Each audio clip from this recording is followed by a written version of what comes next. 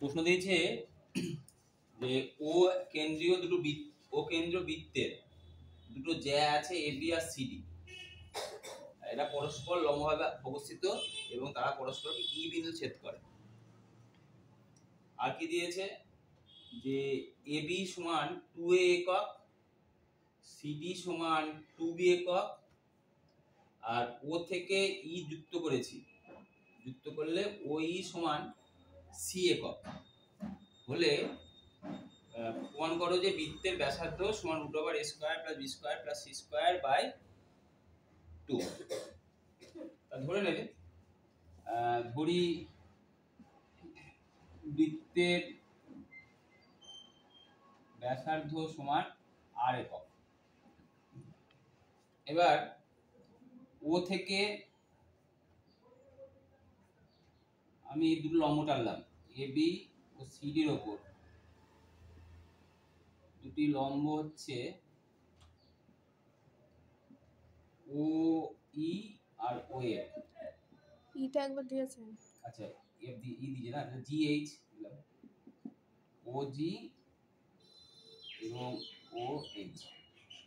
এবার আমরা জানি যদি বৃত্তের কেন্দ্র থেকে কোনো জ্যার ওপর লম্ব টানা হয় তাহলে তার জ্যাটা কি করে?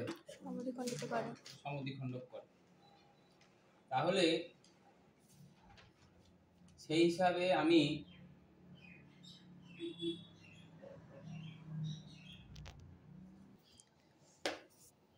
তাহলে বিজি সমান কি হবে? বিজি সমান এজি হবে, তাই তো? সমান করতে হবে এ একক। আবার সিএইচ সমান এইচডি সমান কত একক হবে? বি একক। এবার তুমি কি করবে? ও কমা বি যুক্ত করো, ও কমা বি যুক্ত করা হলো। আবার ও কমা সিও যুক্ত করো, ও কমা সি যুক্ত করা হলো। তাহলে এইটা কত জানলাম আমরা? এ। আচ্ছা এইটা কার ব্যাসার্ধ? এই বৃত্তে বলছি, কার লম্ব দূরত্ব কার? এটা এই ত্রিভুজটা। এবার ধরি ও জি সমান d1 একক, বুঝতে পেরেছেন? এবং ও এইচ সমান কি একক? dt একক। তাহলে এবার এই সমকোণী ত্রিভুজ ও জিবি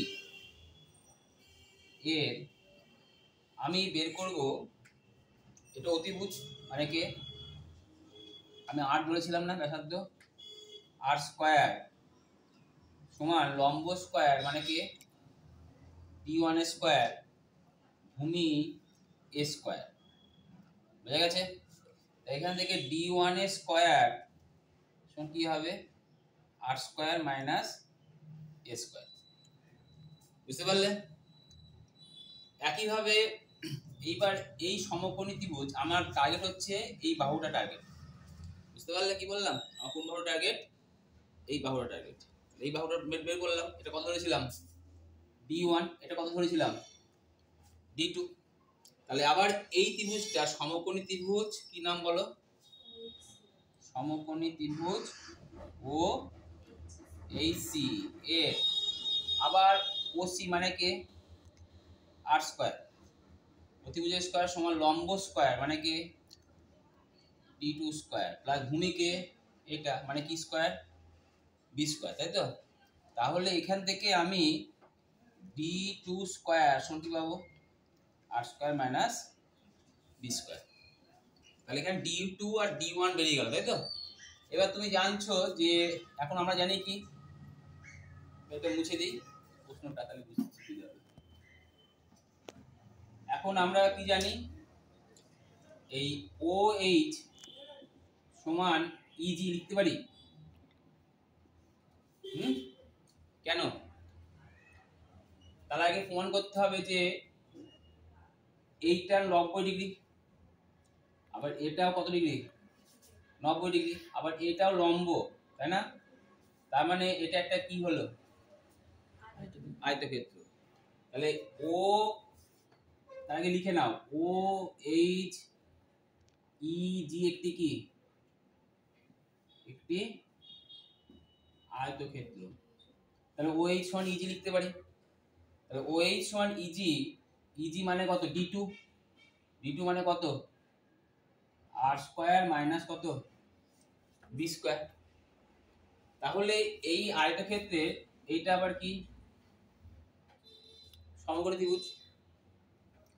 তাহলে সমকোণী ত্রিভুজ যদি হয়, তাহলে অতএব সমকোণী ত্রিভুজ কি নাম, ও জি ই, তাই তো?